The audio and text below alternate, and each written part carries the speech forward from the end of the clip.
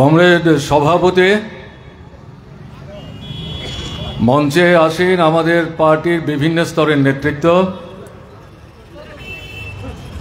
আপনারা যারা উপস্থিত হয়েছেন এই সভায়, আপনাদের মধ্যে যারা বয়োজ্যেষ্ঠ শ্রদ্ধাভাজন মায়েরা, বোনেরা, ভাই এবং বন্ধুগণ, আপনাদের সবাইকে আন্তরিকভাবে প্রীতি, শুভেচ্ছা এবং অভিনন্দন জানাচ্ছি। দীর্ঘ সময় ধরে আপনারা বক্তৃতা শুনছিলেন। দেশের এবং রাজ্যের সমস্ত বিষয়গুলি প্রায় বলার চেষ্টা হয়েছে। আমি বেশি সময় নিয়ে কথা বলতে চাইছি না। খুব অল্প সময়ে দু চারটি প্রাসঙ্গিক বিষয়ের প্রতি আপনাদের দৃষ্টি আমি আকর্ষণ করবার চেষ্টা করব। আমি যে কথা দিয়ে শুরু করতে চাইছি, কৈলাসহরের মানুষ এবং ত্রিপুরার মানুষ, আপনাদের অভিজ্ঞতা কি এই ত্রিপুরার বিভিন্ন যে সরকারগুলো স্বাধীনতার পর থেকে তৈরি হয়েছে এবং তার আগে যে রাজন্য শাসন, তারা নিজেরাই দাবি করেন 1300 বছর নাকি শাসন করেছে। এর সাথে তুল্যমূলক বিশ্লেষণ করে আপনাদের অভিজ্ঞতা কি সেটা আপনাদেরকে কিন্তু যাচাই করবার জন্যে বিনীতভাবে আমি আবেদন করব। 1300 বছরের রাজন্য শাসন মানুষের জন্য কি কাজ করেছে? রাজাদের,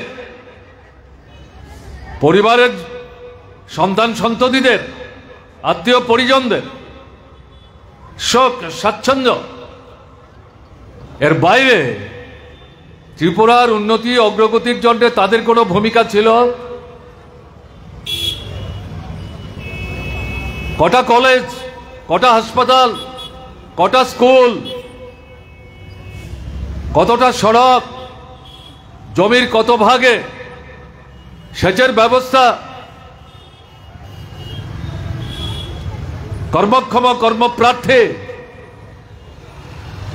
তাদের রোজগারের জন্যে, উদরপূর্তির জন্যে, আয় উপার্জন, কর্মসংস্থান, এগুলো কি রাজন্য শাসন 1300 বছরের শাসনে ভেবেছে, চিন্তা করেছে, মনোনিবেশ করেছে? করেনি। এ কারণেই শিক্ষার আন্দোলনকে সম্প্রসারিত করবার জন্য জনশিক্ষা সমিতি তৈরি হয়েছিল 1945 সালে। একটাই স্লোগান, নিরক্ষরতা দূর করো, শিক্ষার আলোয় আমাদের রাজ্যের জনগণকে উদ্ভাসিত করো, তার যে চেতনার নেত্র তাকে উন্মেলিত হতে সাহায্য করো, শত্রু মিত্র যাচাই করবার যে ক্ষমতা সেটা সৃষ্টি করো, তার উপর ভিত্তি করে মানুষ ঐক্যবদ্ধ হয়ে তাদের মানুষের সম্মান নিয়ে শিরদাঁড়া উঁচু করে যাতে এই ত্রিপুরায় বসবাস করতে পারে সেরূপ একটা পরিমণ্ডল তৈরি করবার জন্য মানুষকে নিয়ে এগোতে হবে। রাজন্য শাসন এটাকে সহ্য করতে পারেনি। তখন ত্রিপুরার জনসংখ্যার বেশিরভাগ হচ্ছে উপজাতি অংশের মানুষ। জনশিক্ষা সমিতি কারা তৈরি করলেন? সুধন্যা দেববর্মা সভাপতি, হেমন্ত দেববর্মা সাধারণ সম্পাদক। 11 জন উপজাতি যুবক, তারা শুধু উপজাতিদের নিরক্ষরতা মুক্ত হতে সাহায্য করার জন্য না, গোটা ত্রিপুরার উপজাতি অনুপজাতি উভয় অংশকে নিরক্ষরতার অন্ধকার থেকে মুক্ত করবার জন্য উদ্যোগ নিয়েছিলেন। কিন্তু রাজন্য শাসন সহ্য করতে পারল না। নিজেরা যেমন শিক্ষার প্রসারের জন্য অশিক্ষার অন্ধকার থেকে ত্রিপুরার মানুষকে বের করে আনবার জন্য উপজাতিরা যেখানে সংখ্যায় বেশি, তাদেরকেও শিক্ষার আলোতে নিয়ে আসবার জন্য নিজেরা কোনো ভূমিকা নিল না। অসরকারিভাবে বেসরকারিভাবে এই উপজাতিদের তৎকালীন অল্প সংখ্যক যারা শিক্ষিত তাদের মধ্যে 11 জন 12 জন তারা উদ্যোগ নিয়ে জনশিক্ষা সমিতি তৈরি করলেন। একে ধ্বংস করবার জন্যে 1 বছরের ব্যবধানে রাজন্য শাসন আগরতলায় তাদের আমাত্যবর্গকে জমায়েত করে বিকল্প সংগঠন তৈরি করার নাম করে জনশিক্ষা সমিতির যে প্রচেষ্টা তাকে ধ্বংস করবার চেষ্টা করলো। মধ্যরাত্রিতে প্রতিনিধি যারা এসছেন তার মধ্যে সুধন্যা দেববর্মা ছিলেন, হেমন্ত দেববর্মা ছিলেন। মানুষ যখন তাদের প্রতিনিধিরা যখন ঘুমুতে গেছে তাদেরকে ঘুম থেকে তুলে রাজ অন্দরে নিয়ে নির্যাতন সংগঠিত করার চেষ্টা করে এই খবর যখন আমাত্যবর্গদের কাছে আছে তারা ক্ষুব্ধ বিক্ষুব্ধ। তাদের পরদিন বিরাট খানাদানার ব্যবস্থা, তারপরে তারা একসাথে মিলে আগরতলা শহরের বুকে মিছিল করবেন, রাজার পক্ষে উদ্বাহ নৃত্য করবেন। প্রতিবাদ করে বললেন তোমার খানাতে আমরা যাব না, কোনো মিছিলে আমরা যাব না, যাদেরকে ধরে নিয়ে গেছ অবিলম্বে তাদেরকে মুক্ত করার ব্যবস্থা করো, না হলে আমরা রাজন্য শাসনের বিরুদ্ধে ব্যবস্থা নিতে বাধ্য হব। এই ঘটনা নবীন প্রজন্মের যে উপজাতির তরুণ তরুণী যুবক যুবতী তারা জানে না, জানবার চেষ্টা করে না, তাদেরকে বিকৃত পথে নিয়ে যাওয়ার চেষ্টা করে। বর্তমান সময়ে রাজ পরিবারের সন্তানই উপজাতিদেরকে সবচেয়ে বেশি বিভ্রান্ত করার চেষ্টা করে। শুনছিলেন জিতেন্দ্র চৌধুরী শেষের দিকে কথা খানিকটা সময় উল্লেখ করার চেষ্টা করেছে। এই যে রাজন্য শাসন, গণমুক্তি পরিষদ তৈরি হলো সেই সময় তার নাম মুক্তি পরিষদ, কারণ জনশিক্ষা সমিতির নাম নিয়ে কাজ করা যাচ্ছে না, প্রচন্ড রকম আক্রমণ। মুক্তি পরিষদ গণতান্ত্রিক দৃষ্টিভঙ্গি নিয়ে উপজাতি অনুপজাতি অংশের মানুষকে ত্রিপুরায় সংঘবদ্ধ করে তাদের জীবনের যে মৌলিক সমস্যাগুলির সমাধানের জন্য এগিয়ে যাওয়ার চেষ্টা করে। জনগণের মধ্য থেকে স্লোগান উঠল প্রজার ভোটে সরকার চাই, রাজন্য শাসন না। জনগণ এই স্লোগান তারা নিয়ে আসলেন। শেষ পর্যন্ত রাজন্য শাসনের অবসান হলো। এই রাজন্য শাসনের অবসানের ক্ষেত্রে জনশিক্ষা সমিতির আন্দোলন, মুক্তি পরিষদের লড়াই, উপজাতি অনুপজাতি অংশের মানুষের সংঘবদ্ধ লড়াই, এটা কিন্তু রাজন্য শাসন থেকে ত্রিপুরাকে মুক্ত হতে সাহায্য করলো। কিছুই তো করেনি, কাজে কেন তাকে মাথার উপরে চূড়ার উপরে বসিয়ে রাখবে? মানুষই তাদেরকে উচ্ছেদ করেছে। কংগ্রেস শাসন, স্বাধীন ভারতবর্ষ, 30-32 বছর দিল্লিতেও কংগ্রেস, রাজ্যেও কংগ্রেস। স্বাধীন ভারত, নতুন ভারত, ভারতবর্ষের একটা অঙ্গরাজ্য ত্রিপুরা।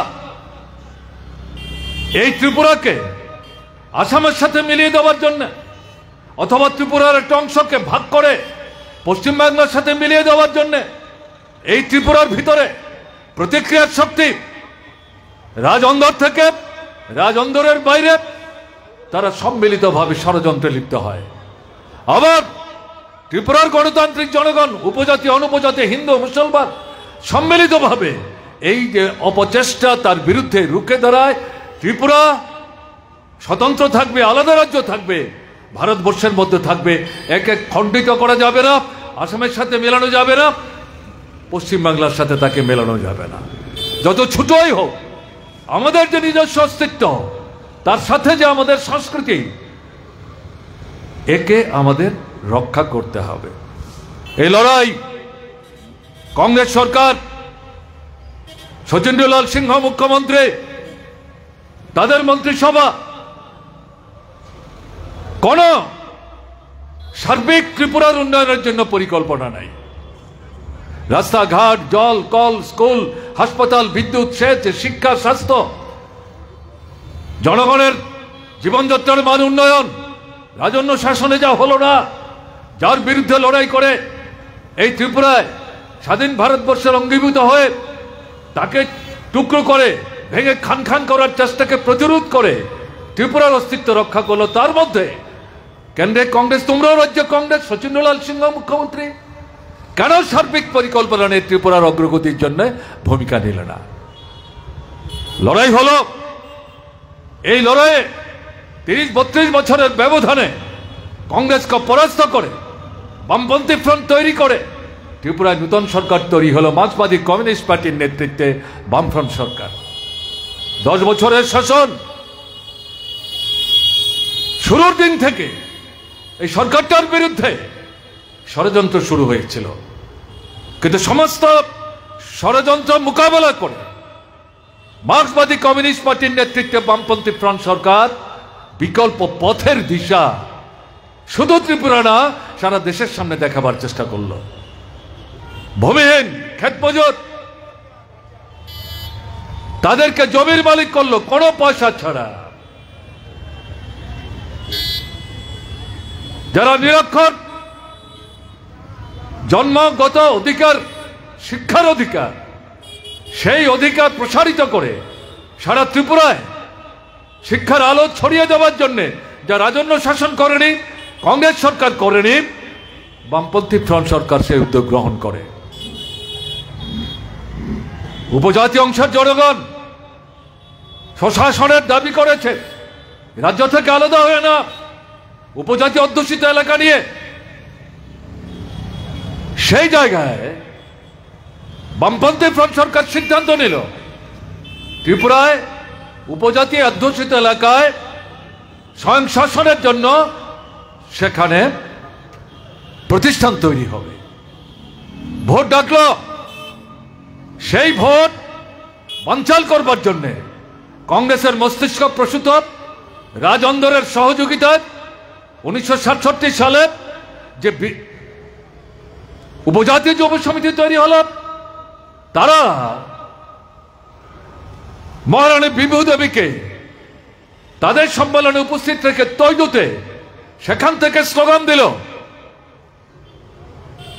উপজাতি এলাকা স্বশাসিত জেলা পরিষদের 7ম তফসিল মোতাবেক নির্বাচন করা যাবে না যতক্ষণ পর্যন্ত 1949-এর 15 অক্টোবরের পরে যারা ত্রিপুরা এসছে, অর্থাৎ তাদের অধিকাংশ অংশ অনুপজাতি অংশের মানুষ, বাঙালি অংশের মানুষ, তাদেরকে ত্রিপুরা থেকে উচ্ছেদ করা হচ্ছে, ততক্ষণ ত্রিপুরায় নির্বাচন করা যাবে না। সেই সম্মেলনে কে উপস্থিত? বিভু দেবী। সেখান থেকে হাত কেটে রক্ত বের করে কপালে টিপ দিয়ে টিএনভিল তৈরি হলো, ত্রিপুরার সীমান্ত অতিক্রম করে বাংলাদেশে গেল, স্লোগান দিয়ে গেল, বামপন্থী ফ্রন্ট সরকারকে ত্রিপুরা থেকে উচ্ছেদ না করা পর্যন্ত আজকে যে হাতে অস্ত্র নেওয়ার শপথ দিলাম, সেই অস্ত্র মাটিতে ফেলবো না। বুঝতে পারছেন? এই ইতিহাস নবীন প্রজন্ম এখনো জানে না, তাদের কাছে নিয়ে যেতে হবে। ওখান থেকে তারা স্লোগান দিল 7 দিন ত্রিপুরার বাজার বয়কট। বামফ্রন্ট সরকার যখন উদ্যোগ নিচ্ছে উপজাতি অধ্যুষিত এলাকায় স্বশাসিত জেলা পরিষদ তৈরি করবার জন্যে, তারা তখন স্লোগান দিচ্ছে 7 দিন বাজার বয়কট। এই বাজার বয়কটের নাম করে দাঙ্গা বাঁধিয়ে দিল। আমার এখনো মনে আছে, সেই দিন আমি কৈলাসহরে মেয়েদের যে স্কুল, সেই স্কুলে আমাদের ছাত্রদের শিক্ষা শিবির সংগঠিত হচ্ছিল, সেখানে সেই শিবির সংগঠিত করার জন্য আমরা উপস্থিত হয়েছিলাম। বিকেলবেলা খবর আসলো লেম্বু ছড়াতে ছুতুনাটা করে একটা আনারস কাটা নিয়ে সংঘর্ষ, এই সংঘর্ষ থেকে দাঙ্গা ছড়িয়ে পড়ল। এবং মূল লক্ষ্যটা কি? ট্রাইবেল বাঙালির সংঘবদ্ধ প্রচেষ্টার মধ্য দিয়ে এই রাজ্যে মার্ক্সবাদী কমিউনিস্ট পার্টির নেতৃত্বে যে বামফ্রন্ট সরকার তৈরি হয়েছে, এই সরকারটা শুরুর দিন থেকে রাজ্যের সামগ্রিক উন্নয়নের জন্য একটা পরিকল্পনা হাতে নিয়ে গরিব, মধ্যবিত্ত, নিম্নবিত্ত, উপজাতি, অনুপজাতি, তফসিলি, ওবিসি, সংখ্যালঘু তাদের স্বার্থে যখন অগ্রসর হওয়ার চেষ্টা করছে, তারা ভীত, সন্ত্রস্ত। এই সরকারটাকে চলতে দিলে পর তাদের ভবিষ্যৎ অন্ধকার। কাজে যে কোনোভাবেই হোক লন্ডভন্ড করে দাও, সেই লক্ষ্য নিয়ে এই দাঙ্গা তারা সংগঠিত করলেন। 6 মাস 7 মাসের ব্যবধানে বামপন্থী ফ্রন্ট সরকার মাথা নত না করে এই ত্রিপুরার উপজাতি, অনুপজাতি, হিন্দু, মুসলমান তাদের বৃহত্তম অংশকে সংগঠিত করে এই দাঙ্গার শক্তিকে মোকাবেলা কোণঠাসা করে আবার রাজ্যের শান্তি ফিরিয়ে আনে। 7ম তফসিল মোতাবেক জেলা পরিষদের নির্বাচন হয়, জেলা পরিষদ গঠিত হয়। এবং আমাদের রাজ্যে কৃষির উন্নতির জন্য সেচকে সম্প্রসারিত করার চেষ্টা করে, পরিশুদ্ধ পানীয় জলের জন্য সরকার থেকে উদ্যোগ গ্রহণ করে, যোগাযোগ ব্যবস্থা উন্নয়নের জন্য সরকার থেকে উদ্যোগ গ্রহণ করে, বিদ্যুৎ ব্যবস্থা উৎপাদন বাড়াবার জন্য সরকার থেকে উদ্যোগ গ্রহণ করে। এই যে দৃষ্টিভঙ্গি, এই দৃষ্টিভঙ্গি নিয়ে বামফ্রন্ট সরকার অগ্রসর হওয়ার চেষ্টা করছিল। এই সময়ে ওই যে আমি উল্লেখ করলাম তৈজুর সম্মেলন, টিএনভি, বিভু দেবীর উপস্থিতিতে যারা শপথ নেয় আঙুল থেকে রক্ত বের করে কপালে টিপ দিয়ে, তারা সক্রিয় হয়ে এখানে ত্রিপুরার মানুষের রক্তে হোলি খেলতে শুরু করে। শত শত মানুষ, এবং তার মধ্যে প্রধানত মার্ক্সবাদী কমিউনিস্ট পার্টি, বামপন্থীদের সমর্থক যারা সংগঠকের দায়িত্ব পালন করছে, কি উপজাতি এলাকা কি অনুপজাতি এলাকা, তাদেরকে বাছাই করে লিস্টে হাতে নিয়ে সেখানে তারা এই খুনের রাজনীতি ছড়িয়ে দেওয়ার চেষ্টা করেছে। তাদের কাঁধে চেপে কংগ্রেস এবং উপজাতি যুব সমিতি মিলে বামফ্রন্ট সরকারকে উচ্ছেদ করে তারা তৃতীয়বারের জন্য সরকারে আসে। সরকারে এসে এরা ত্রিপুরার বুকে আধা ফ্যাসিস্ট স্বৈর সন্ত্রাস কায়েম করে, গণতন্ত্র সংহার করে, পঞ্চায়েত ভেঙে দেয়, নগর ভেঙে দেয়, কলেজে ছাত্রদের যে সংসদ বামফ্রন্ট সরকারের সময় চালু করেছিল এটা বন্ধ করে দেয়, সমবায় সংস্থা তৈরি করে নির্বাচনের মাধ্যমে গরিব নিম্নবিত্ত অংশের মানুষ মিলিত হয়ে ছোট ছোট পুঁজি একসাথে করে একে কাজে লাগিয়ে ব্যবসা বাণিজ্য কৃষি ইত্যাদির মাধ্যমে তাদের আয় উপার্জন বাড়িয়ে নিজের পায়ে দাঁড়াবার যে ব্যবস্থা, সেই কোঅপারেটিভগুলো, সমবায়গুলো তার নির্বাচন বন্ধ এবং এগুলিকে ধ্বংস করে দেওয়ার চেষ্টা করে। এই যে পরিস্থিতি, এই পরিস্থিতির মধ্যে মার্ক্সবাদী কমিউনিস্ট পার্টির প্রায় 350 মতো উপজাতি অনুপজাতি সংগঠক, নেতা কর্মী তাদেরকে জবাই করেছে, খুন করেছে, পঞ্চায়েত ভেঙে দিয়েছে, বেআইনিভাবে মামলা হলো। একজন স্কুলের প্রধান শিক্ষক, তিনি পঞ্চায়েতের প্রধান, আগরতলার রাম ঠাকুর বয়েজ স্কুলের, তিনি মামলা করেছেন, মানুষ আমাকে ভোট দিয়েছে, 5 বছরের জন্য আমি একটা পঞ্চায়েতের প্রধান, কি আমার অপরাধ? আমার তো 5 বছর পূর্ণ হয়নি, মাত্র 2 বছর 2.5 বছর, কেন আমার পঞ্চায়েত ভেঙে দিল? কেন আমার অধিকার হরণ করলো? এই মামলায় হাইকোর্ট সরকারের কাছে উত্তর জানতে চাইল, সরকারের কাছে কোনো জবাব নাই।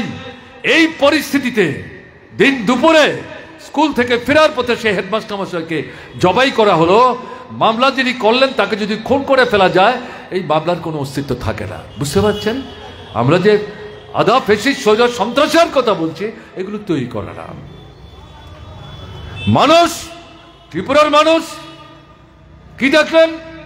এই কংগ্রেস যুব সমিতির সরকার, উন্নয়নের কোনো কাজ নাই। বামফ্রন্ট সরকার যে গঠনমূলক দৃষ্টিভঙ্গি তাদের 10 বছরের শাসনে নূতন ত্রিপুরা গড়বার চেষ্টা নিয়ে অগ্রসর হওয়ার চেষ্টা করছিল, এগুলোকে কে ধ্বংস করছিল।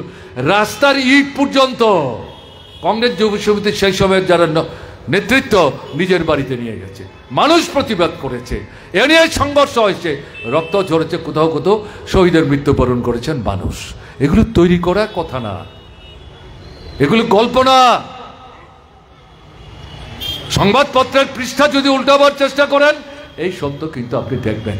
ত্রিপুরার মানুষ 5 বছরের ব্যবধানে কংগ্রেস উপজাতি যুব সমিতির এই দুঃশাসনকে পরাস্ত করে আবার নবীন কলেবরে বামফ্রন্ট সরকারকেই ফিরিয়ে এনেছে। না বিজেপি না কংগ্রেস, সেই বামফ্রন্ট সরকার নতুনভাবে ত্রিপুরাকে সার্বিক উন্নয়নের জন্য স্বল্পমেয়াদী, মধ্যমেয়াদী, দীর্ঘমেয়াদী পরিকল্পনা রচনা করে তার নিজের যে সীমাবদ্ধ সামর্থ্য, সেই সামর্থ্যের ভিত্তিতে ত্রিপুরাকে গড়ে তোলবার চেষ্টা, আর যে বিষয়গুলো ত্রিপুরার উন্নয়নের সাথে সম্পর্কযুক্ত সেগুলো বাস্তবিত করতে গেলে পর কেন্দ্রের সাহায্য দরকার, তার কাছে দাবি রাখছে। কেন্দ্র সাহায্য করছে না, লড়াই চলছে, লড়াই চলছে। এই সরকারের 25 বছরের শাসনে শিক্ষায় ভারতবর্ষের মধ্যে সাক্ষরতার অভিযানে কেরালাকে পেছনে ফেলে ত্রিপুরা 1 নম্বর হয়েছে। দীর্ঘদিন কেরালা 1 নম্বর ছিল, যখন ঘোষিত হলো ত্রিপুরা 1 নম্বর, সেই সময় কেরালার মানুষ, গণতান্ত্রিক মানুষ ত্রিপুরাকে অভিনন্দিত করে আমাদের কাছে চিঠি পাঠিয়ে তারা বলছেন আমরা আনন্দিত, আপনারা আমাদের রেকর্ড মান করে আমাদেরকে ছাপিয়ে আপনারা এগিয়ে গেছেন, আমরা চাই ত্রিপুরা আরো এগিয়ে যান।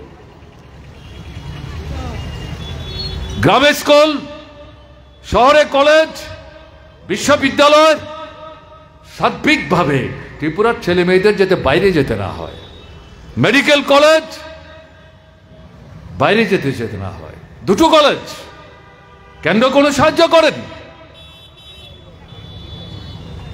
নার্স বাইরে গিয়ে পড়তে হতো, ত্রিপুরাতেই নার্সের ট্রেনিং এর জন্য এখানে বামফ্রন্ট সরকার প্রতিষ্ঠিত করে প্রতিষ্ঠান। শুধু মেয়েরা নার্স হতো, বামফ্রন্ট সরকার সিদ্ধান্ত নিয়ে মেয়ের সঙ্গে ছেলেরাও নার্স হবে, ছেলে মেয়ে উভয়কে নার্সের শিক্ষায় শিক্ষিত করবার জন্য প্রতিষ্ঠান এখানে তৈরি হয়। স্বাস্থ্যকর্মী বাইরে গিয়ে তাদের ট্রেনিং নিতে হতো 2 বছর 3 বছরের জন্য, গরিবের ঘরের ছেলে মেয়ে যেতে পারতো না। এদের জন্য ত্রিপুরাতেই বামফ্রন্ট সরকার প্রতিষ্ঠান করে সেই সংস্থা, এখান থেকে এখন প্রতি বছর 2 বছর 3 বছর পর পর শত শত ছেলে মেয়ে বেরোচ্ছে, ডাক্তার, নার্স, স্বাস্থ্যকর্মী। কৃষি 1 ফসলে জমিকে 2 ফসল, 2 ফসল জমিকে 3 ফসল। সেচ কর্ষণযোগ্য জমির 98%। ভালো বীজ এই ত্রিপুরাতেই তৈরি করে সস্তায় প্রকৃত কৃষকদের হাতে তুলে দেওয়ার চেষ্টা করে বামফ্রন্ট সরকার। সার কেন্দ্র বন্ধ করে দিয়েছে ভর্তুকি, বামফ্রন্ট সরকার ভর্তুকি দিয়ে গরিব মধ্যবিত্ত কৃষকের হাতে সস্তায় সার তুলে দেওয়ার ব্যবস্থা করেছে। কৃষিকাজ শুধু সার বলদ দিয়ে এখন চলে না, আধুনিক যন্ত্রপাতি তৈরি হয়েছে, গরিব কৃষকের কেনবার ক্ষমতা নেই, বামফ্রন্ট সরকার অর্ধেক সেই সমস্ত যন্ত্রপাতি কিনবার পয়সা দেয়, বাকি অর্ধেক যারা নিজের পয়সায় কিনতে পারেন তারা কেনেন, যারা পারেন না তাদেরকে জাতীয়কৃত ব্যাংক থেকে ঋণ নিতে সহজ শর্তে বাধ্য করেছে। ব্যাংক যাতে ঋণ দেয়, তাদের কাছ থেকে ঋণ নিয়ে কৃষক এই যন্ত্রপাতি কিনে ফসল ফলানোর কাজে এগিয়ে যাওয়ার চেষ্টা করে। হাঁস, মুরগি, গরু, ছাগল প্রতিপালন এটাও কৃষির অঙ্গ, ফল ফসারি এটাও কৃষির অঙ্গ।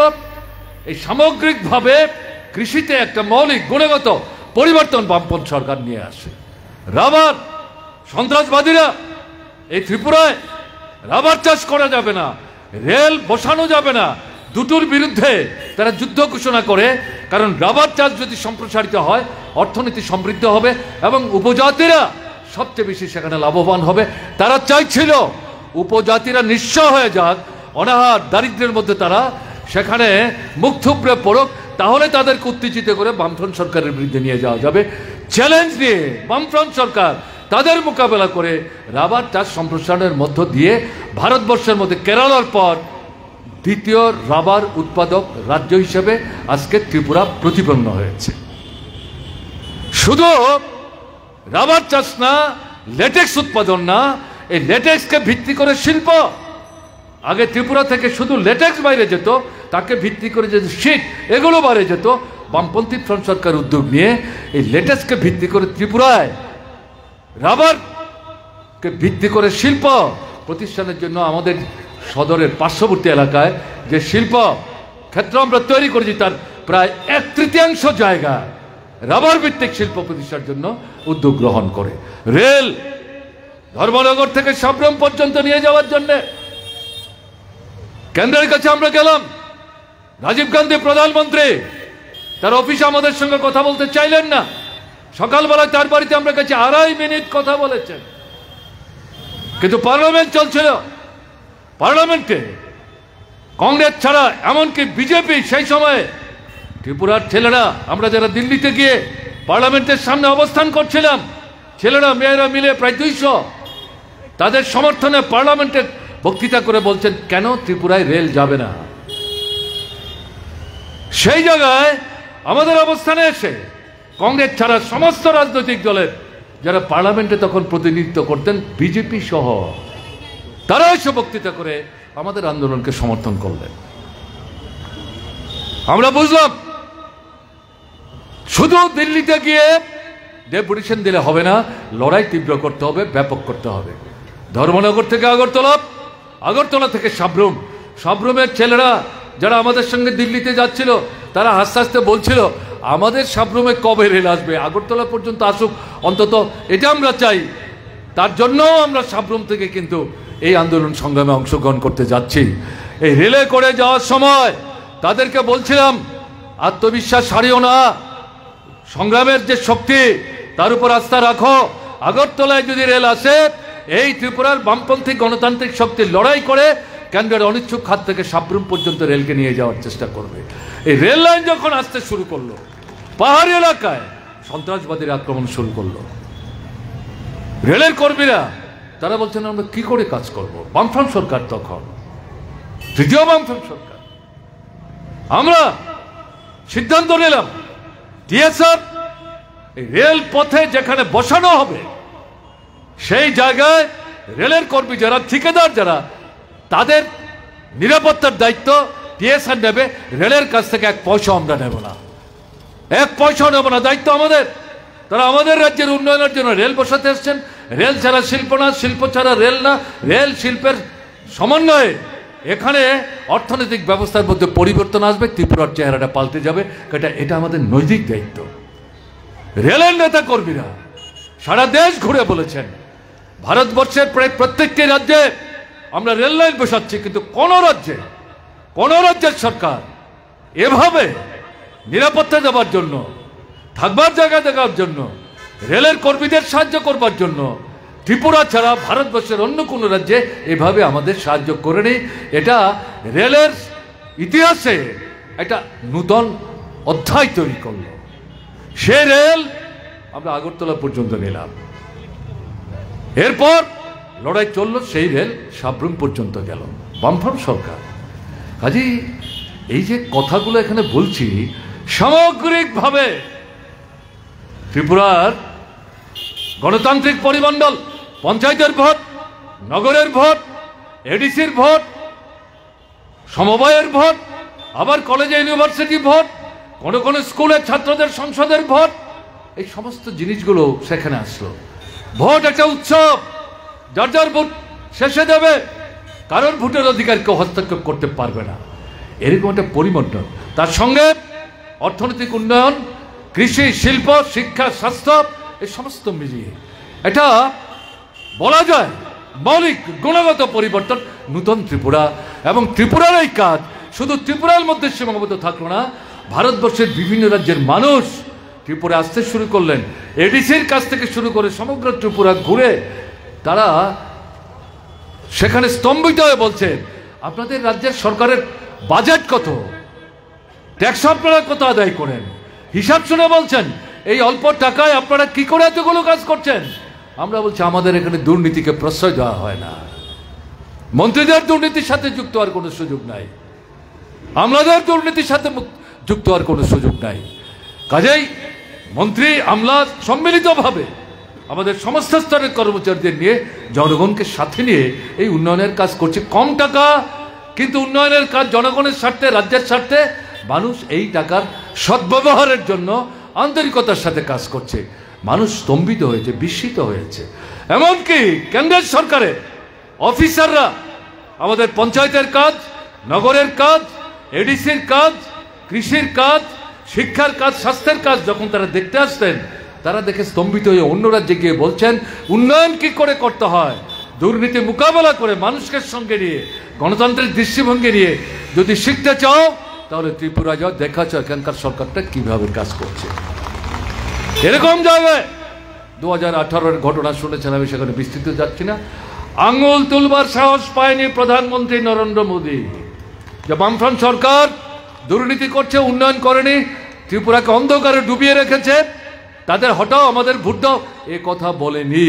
কি বলেছেন? অনেক কাজ করেছে, উন্নয়ন হয়েছে, ভালো হয়েছে, কিন্তু এমন কিছু কাজ যাই সরকার একলা করতে পারে না, কেন্দ্রের কাছে সাহায্যের জন্য হাত বাড়ায়। এটা বলে তিনি কিন্তু এটা বলেননি কেন্দ্রের সরকারে বসে থেকে বিজেপি সরকার এমনকি আগের কংগ্রেস সরকারও সাহায্য করেনি, বিজেপি সরকারও যে সাহায্য করছে না, তাতে যে অসুবিধা হচ্ছে এটা বলেননি। না বলে কি বলছেন, আরো উন্নতির জন্য আপনাদের যে অসম্পূর্ণ দাবিগুলো যেগুলো হলে পর আপনাদের জীবনযাত্রার মান উন্নত হবে, ভালো হবে, তার জন্য কি বলছি, দিল্লিতে আমাদের সরকার আছে, বিজেপি সরকার। ত্রিপুরাতে দিলেন তো অনেকদিন বামফ্রন্টকে ভোট, সরকার তারা চালালো এক লহমায় 25 বছর, আগের 10 বছর উল্লেখ হয়তো করেননি।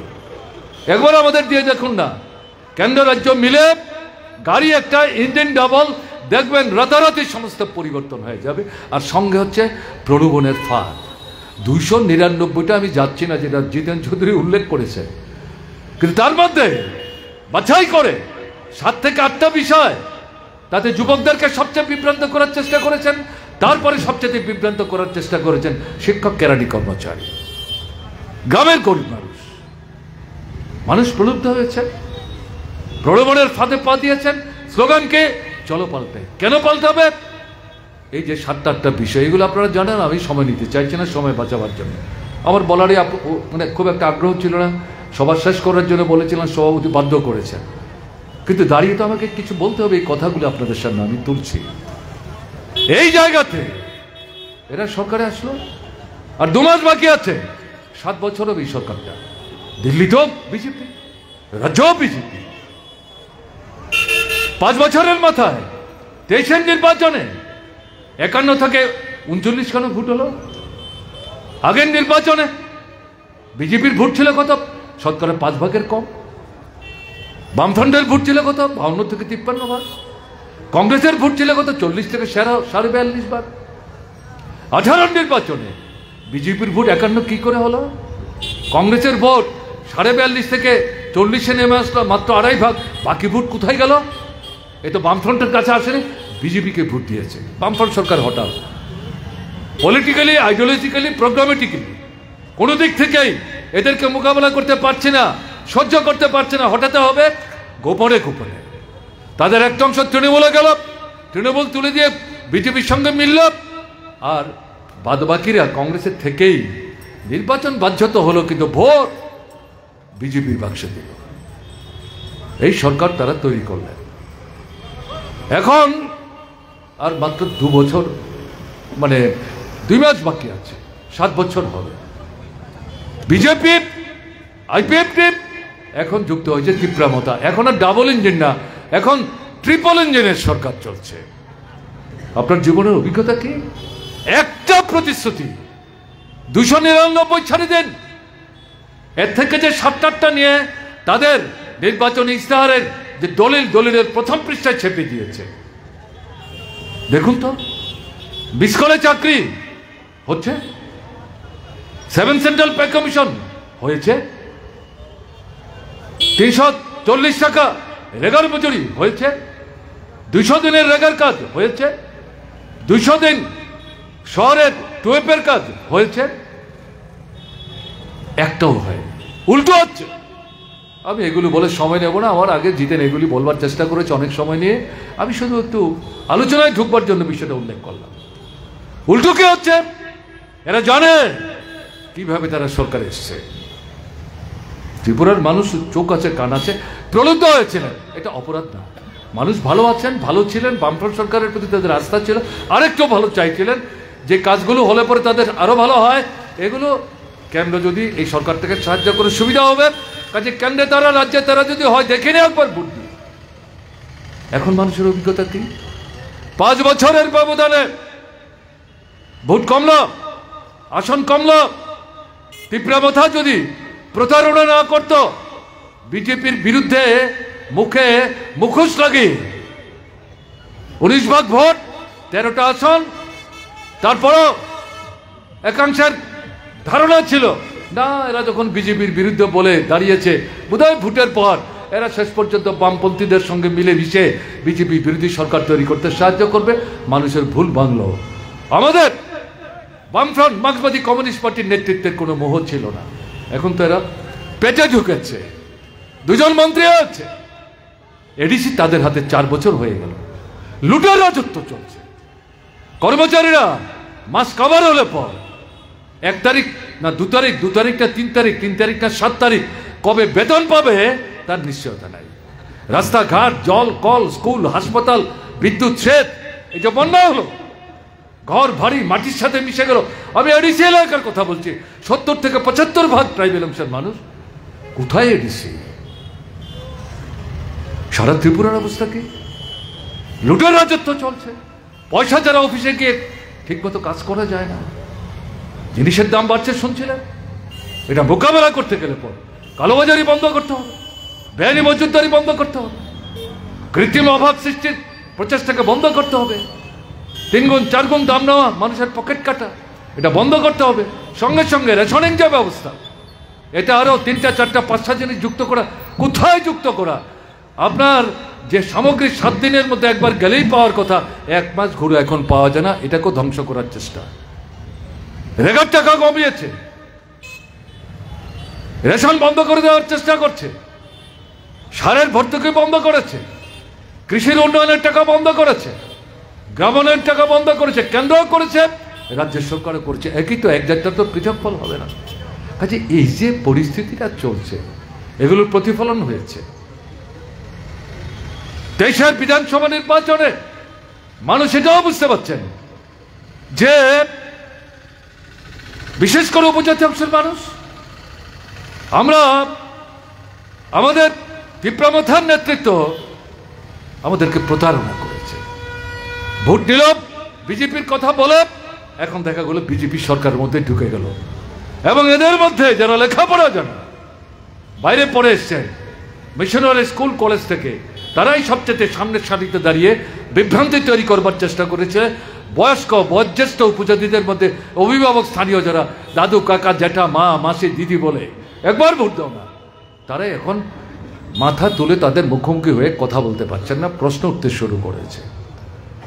তাহলে আমি যে এই কথাগুলি বললাম, কেন বললাম? অভিজ্ঞতাটা কি? রাজন্য শাসন দেখেছে, কংগ্রেসের 30 বছরের শাসন দেখেছে, বামফ্রন্টের 10 বছরের শাসন দেখেছে। সন্ত্রাসবাদীদের কাঁধে চেপে কংগ্রেস টিউজেসের শাসন দেখেছে। আবার বামফ্রন্টকে আপনারা সরকার এনেছেন, একটানা তার 25 বছরের শাসন দেখেছেন। বামফ্রন্ট সরকার কিন্তু এই দাবি আজও করে না, ত্রিপুরার সব মানুষের সমস্যা আমরা সমাধান করে দিয়ে গেছি। সীমাবদ্ধ সামর্থ্যের মধ্যে একটি পয়সাও আমরা খরচ করার চেষ্টা করেছি চোখ কান খোলা রেখে, যাতে মানুষের স্বার্থে এটাকে খরচ করা যায়, ত্রিপুরার উন্নতির জন্যে যাতে পয়সাটা খরচ করা যায়। আমাদের অনেকে বলতো আপনাদের বিজ্ঞাপনের দুর্বলতা, এত যে ভালো ভালো কাজ করতেন দেশের মানুষ জানে না। বড় বড় জাতীয় পত্রিকা 1 পৃষ্ঠা 2 পৃষ্ঠা বুক করে কেন আপনারা বিজ্ঞাপন দিচ্ছেন না? আমরা হাসতে হাসতে হাত জোর করে বলতাম, আমরা হিসাব করে দেখেছি ওই টাকাটা যদি আমরা বাঁচাতে পারি, বিজ্ঞাপন দেওয়ার টাকা, এই টাকা দিয়ে 4টা 5টা গ্রামের মধ্যে 10টা 15টা জলের কল বসানো যাবে, বিদ্যুতের খুঁটি বসানো যাবে, গ্রামের মধ্যে সেচের লাইন নিয়ে যাওয়া যাবে। আমাদের কাছে বিজ্ঞাপনের চাইতে এটাই ছিল বেশি গুরুত্বপূর্ণ। এই যে পরিস্থিতি এখন, কি এখন হচ্ছে বক্তৃতা, বিজ্ঞাপন, মন্ত্রীদের মুখ, মানুষের করে খাবার নাই, অর্ধাহার, অনাহার, অনাহার মৃত্যু, সন্তান বিক্রি, রাজ্যান্তরিত হচ্ছে এবং বাইরে কাজ করতে গিয়ে বেঘরে মারা যাচ্ছে, মৃতদেহ ফিরিয়ে আনতে পারছে না। এখন শুধু ছেলে না, মেয়েরাও যাচ্ছে ট্রাইবেল এলাকা থেকে। এই জায়গায় দাঁড়িয়ে এই যে 41 বছরের মধ্যে এত বড় বন্যা হলো ত্রিপুরায়। আপনারা বামপন্থী সরকারের সময় কি দেখতেন? এই কৈলাসহর প্রত্যেক বছর বন্যায় জলের তলে ডুবে যায়। 48 ঘন্টার মধ্যে ডিস্ট্রিক্ট ম্যাজিস্ট্রেটের নেতৃত্বে মহকুমা শাসক, বিডিও, অন্যান্য অফিসার কর্মী নিয়ে তারা মানুষের পাশে দাঁড়িয়ে সামর্থ্যের সীমাবদ্ধতার মধ্যে এই মানুষকে সাহায্য করার চেষ্টা করে। কোথায় কোথায় সরকার? এরা আগরতলায় ফুর্তি করছে দুর্গাপূজার ভাষণের নাম করে, সেখানে তারা রগড় করছে শহরের কেন্দ্রস্থলে। দোকানে বিক্রি নাই। ব্যবসায়ীরা জিজ্ঞেস করার পর বলছেন মানুষই তো আসছে না। পয়সা না থাকলে কেন গ্রামের মানুষ শহরে আসবেন? শহরের আলো দেখবার জন্যে, মানুষটা কেনা বেচা করবার জন্য আসেন। এবং ব্যবসায়ীরা বলেছেন, পুজোর সময় জিজ্ঞাসা করেছে, বন্ধু বান্ধব আছে তো আমাদের, তো ভুল করেছে মনে হলো, জায়গা বন্ধক, স্ত্রীর কানপাশা, গলার নেকলেস বন্ধক দিয়ে পুঁজির ব্যবস্থা করে জিনিস এলাম, অন্তত পুজো অন্তত বিক্রি হবে, আগামী 6 মাস চলে যাবে। না, একই জিনিস হিন্দুর ধর্ম, মুসলমানদের ধর্ম, খ্রিস্টানদের ধর্ম, আপনার বুদ্ধিস্টদের ধর্ম, সব ক্ষেত্রে একই জিনিস হচ্ছে। এরা ফুর্তি করে বেড়াচ্ছে। কাজে এই জায়গায় দাঁড়িয়ে আপনাকে কিন্তু এখন সময় এসছে, ত্রিপুরায় যত রাজনৈতিক দল আছে, আমরা বাঙালি আনন্দমার্গকে বাদ দিলে পর সমস্ত রাজনৈতিক দল কোনো না কোনো একটা সরকার তৈরি করার ক্ষেত্রে ভূমিকা নিয়েছে, অংশ নিয়েছে, বিধায়ক হয়েছে অথবা মন্ত্রী হয়েছে। আনন্দমার্গ আমরা বাঙালি কমিউনিস্ট বিদ্বেষী আন্তর্জাতিক সন্ত্রাসবাদী সংগঠন। আমরা দেখেছি কংগ্রেস সরকার, বামপন্থী মার্ক্সবাদী কমিউনিস্ট পার্টি এই সরকারের বিরুদ্ধে জনস্বার্থবাহী দাবি দেওয়া নিয়ে লড়াই করছে। সেখানে একদিকে কংগ্রেস সরকার আক্রমণ করছে, আরেকদিকে স্থানে স্থানে এই আনন্দমার্গীরা তারা সন্ত্রাস করছে বামপন্থীদের বিরুদ্ধে, বিশেষ করে ছাত্র যুব আন্দোলনের নেতৃত্বের বিরুদ্ধে। এগুলো সবাই জানে না, এরা আবার নতুন করে মাথা তোলবার চেষ্টা করছে। তাই বলছি, এই অভিজ্ঞতা থেকে কি প্রমাণ হয়, বুক বাজিয়ে তো বলতে কোনো আমাদের ভয় নেই। মার্ক্সবাদী কমিউনিস্ট পার্টির নেতৃত্বে ত্রিপুরায় প্রথম দফার 10 বছর, পরের দফার 25 বছর যে সরকার এখানে চালিয়ে গেছে তার কোনো বিকল্প নাই। এর বিকল্প দাঁড়াবার মতো কোনো শক্তি ত্রিপুরায় নাই। মার্ক্সবাদী কমিউনিস্ট পার্টি বামফ্রন্টকে বাদ দিয়ে ত্রিপুরা আজকে যে সমস্যাগুলো আছে এর থেকে বেরোতে গেলে পর, মানুষের জীবনযাত্রার মান উন্নত করতে গেলে পর এর নেতৃত্বেই সামনের দিনে গণতান্ত্রিক আন্দোলন, জনগণের আন্দোলন, উন্নয়নের আন্দোলন, সম্প্রীতির আন্দোলন, শান্তির আন্দোলন, সংগতির আন্দোলন তীব্র করতে হবে, তেজি করতে হবে, নতুন মানুষকে সংগঠিত করতে হবে। এটা বুঝবার জন্য সংক্ষিপ্ত পরিসরে সব যখন আলোচনা হয়ে গেছে, আমি ভাবছিলাম এখন গিয়ে কি বলবো। আমার মনে হয়েছে এই কথাগুলিই বোধহয় তুলে ধরা দরকার। কি দেখছি আমরা এই সরকারটা আসার পর, এখন ত্রিপুরায় হিন্দু এবং মুসলমানের মধ্যে বিরোধ বাঁধাবার চেষ্টা করছে। বামপন্থী সরকারের সময় এরকম ছিল না। হিন্দুর উৎসব মুসলমানরা অংশগ্রহণ করছেন, মুসলমানের অংশ হিন্দুরা অংশগ্রহণ করছেন, খ্রিস্টান এবং বুদ্ধিস্টদের অনুষ্ঠান হিন্দু মুসলমান সবাই মিলে আমরা অংশগ্রহণ করছি। এটা মেলবন্ধন, এটা নির্দিষ্ট ধর্মের মানুষের উৎসব শুধু না, এখন সমস্ত চুরমার করে দিয়েছে।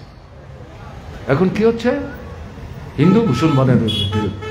আপনার আগরতলার পার্শ্ববর্তী রানীর বাজার সংলগ্ন কৈতরা বাড়ি একজন মন্ত্রী 200 মিটার দূরে অবস্থান করে সন্ধ্যার অন্ধকারে তাদের দলীয় যারা দুর্বৃত্ত তাদেরকে সমবেত করে লিস্টি হাতে নিয়ে হিন্দু মুসলমান মিশ্রিত এলাকা সেখানে বাছাই করে করে মুসলিম বাড়িগুলিতে আগুন দিচ্ছে, আক্রমণ করছে, হাত ভাঙছে, পা ভাঙছে, বুকের পাঁজর ভাঙছে, আমাদের ঢুকতে দিচ্ছে না। 21 দিন পরে গেলাম, ছোট্ট শিশু মুসলমান মা তাকে নিয়ে বসে আছে, বলছে আমার এই শিশুটাকে পর্যন্ত রেহাই দেয়নি। ওই দেখুন কপালে দাগ, তার কপালে যখন হাত দিতে গেলাম শিশুরা ভিমরি খেয়ে উঠলো, ভয় পেয়ে গেছে।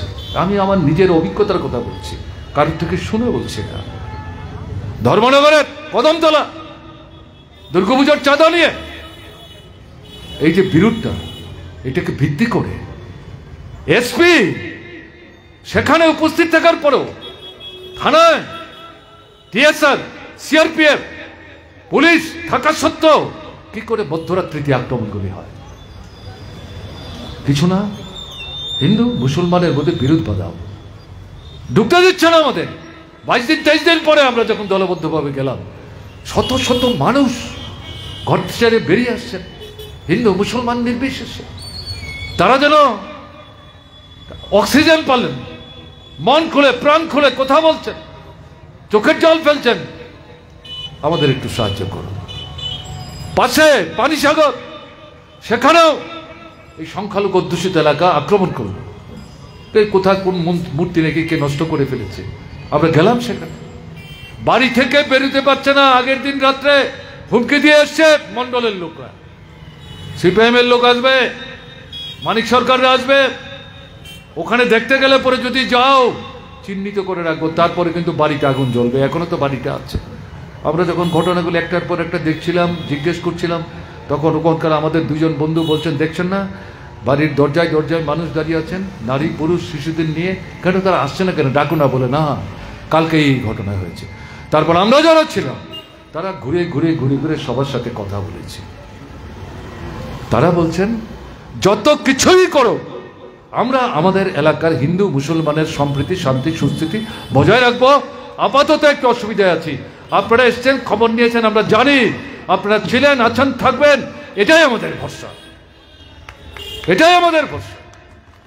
আপনাদের কৈলাসহরের মধ্যে উত্তেজনা ছড়ানোর চেষ্টা হয়েছে, বিশালগড়ে উত্তেজনা ছড়াবার চেষ্টা হয়েছে, উদয়পুরের খিলপাড়াতে উত্তেজনা ছড়াবার চেষ্টা হয়েছে।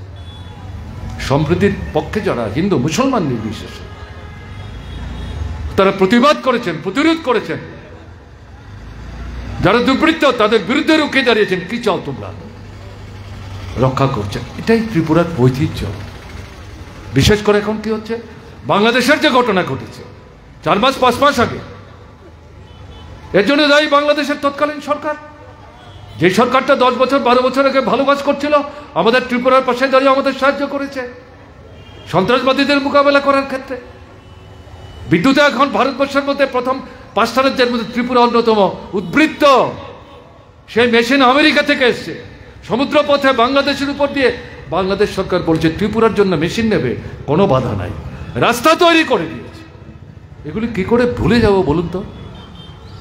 গান বাজনা, খেলাধুলা, শিক্ষা, সংস্কৃতি, আদান প্রদান, দারুণ একটা পরিবেশ পরিমণ্ডল তৈরি হয়েছে। কিন্তু সেখানে দুর্নীতি শুরু হলো, মানুষ খুব প্রকাশ করতে শুরু করলেন, গণতান্ত্রিক অধিকারের উপর আক্রমণ আসলো।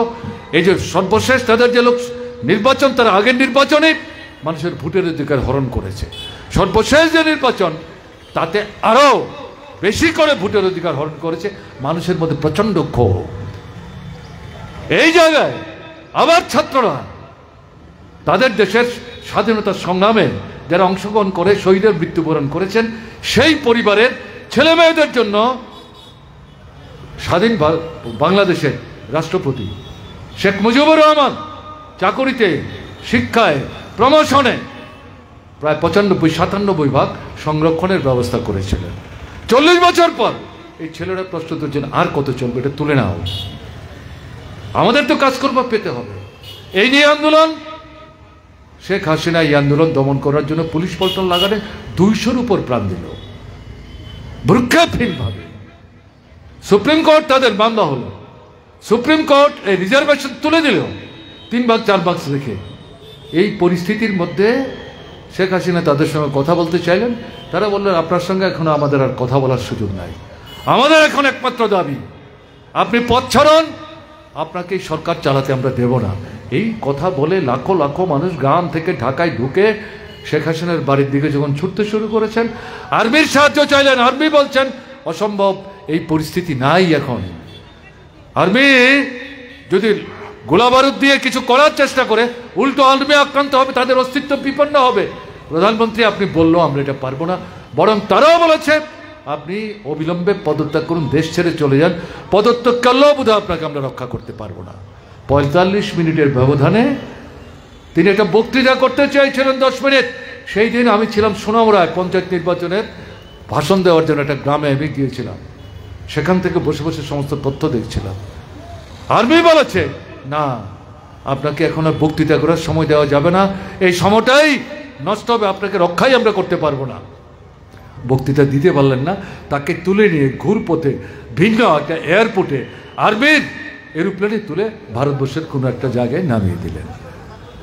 সেখানে যারা ধর্মান্ধ, মানুষের মধ্যে বিরোধ বাঁধিয়ে গণতন্ত্রকে ধ্বংস করতে চায়, আগের যে সরকার তাকে দুর্বল করার চেষ্টা করেছে, তাদের বিরুদ্ধে ব্যবস্থা নিয়েছে, তাদের গণতান্ত্রিক কাজকর্মকে সীমাবদ্ধ করে দিয়েছে।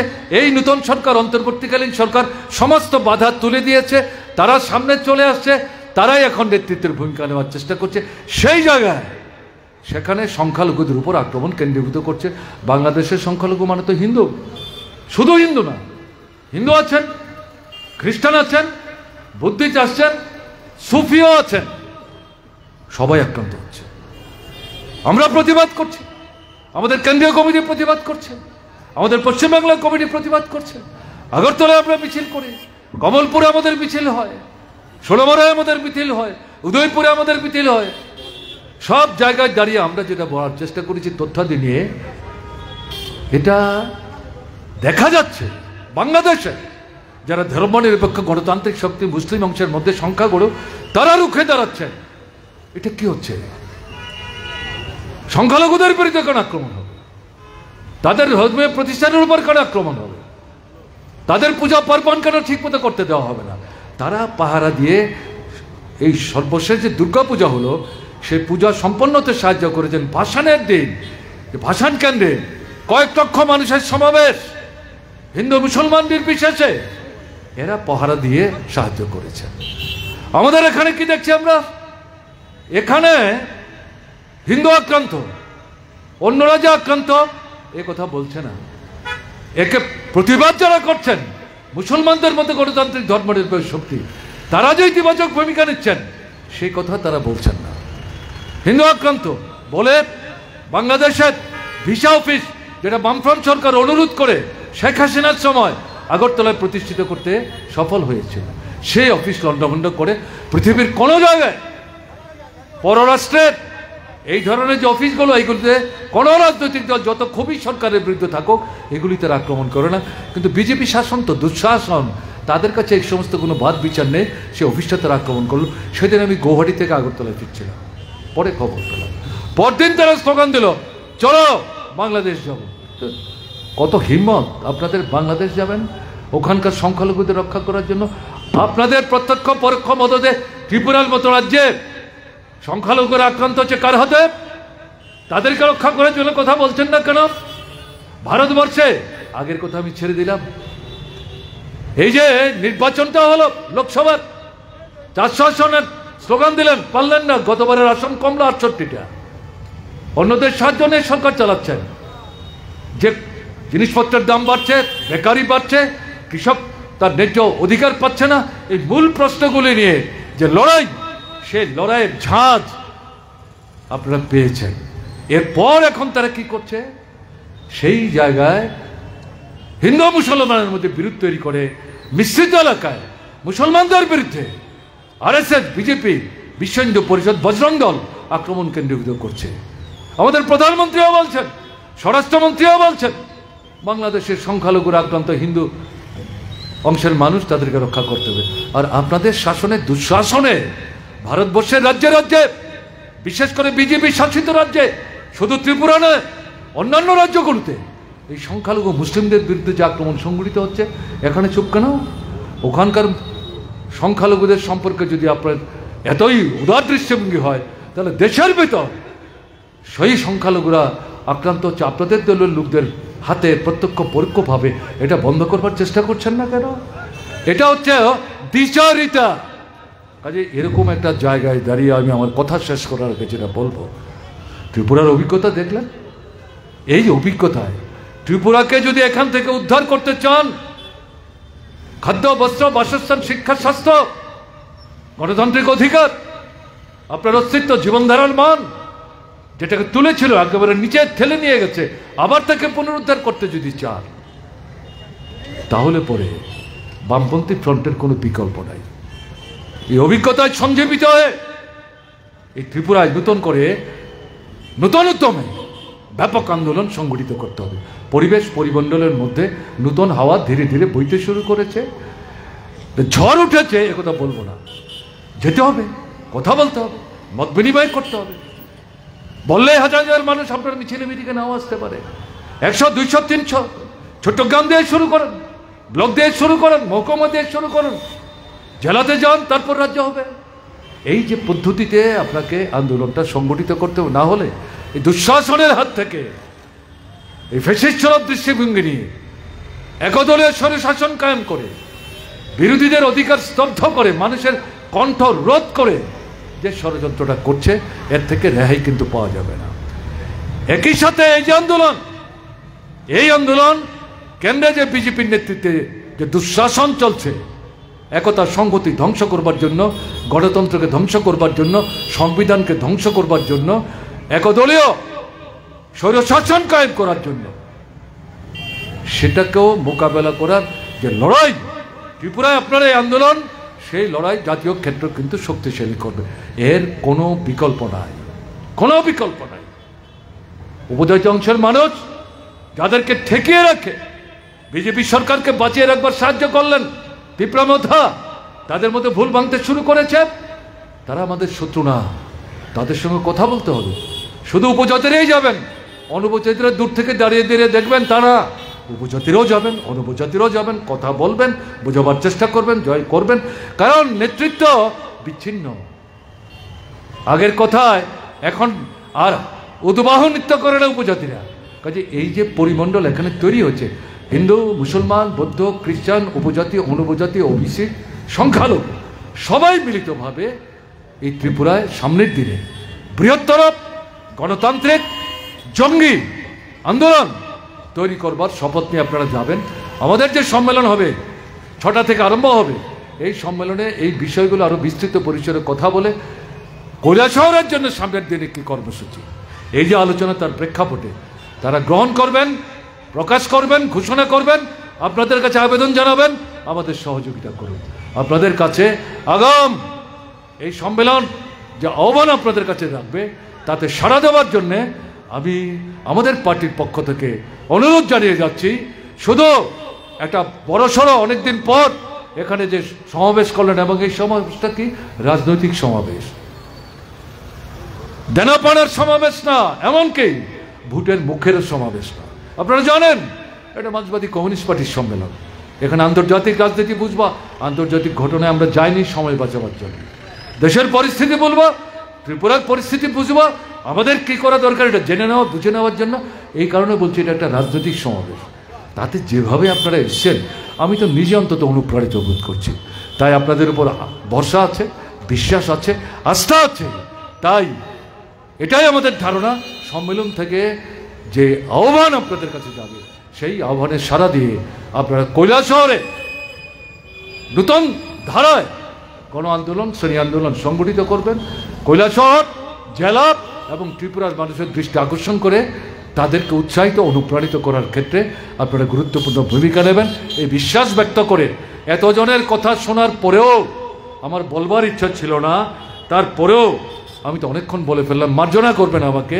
আপনারা কথা বলতে দিলেন, শুনলেন, তার জন্য আপনাদের সকলের প্রতি আন্তরিকভাবে কৃতজ্ঞতা প্রকাশ করে আমি আমার বলা শেষ করছি। ভালো থাকবেন। আমার নমস্কার।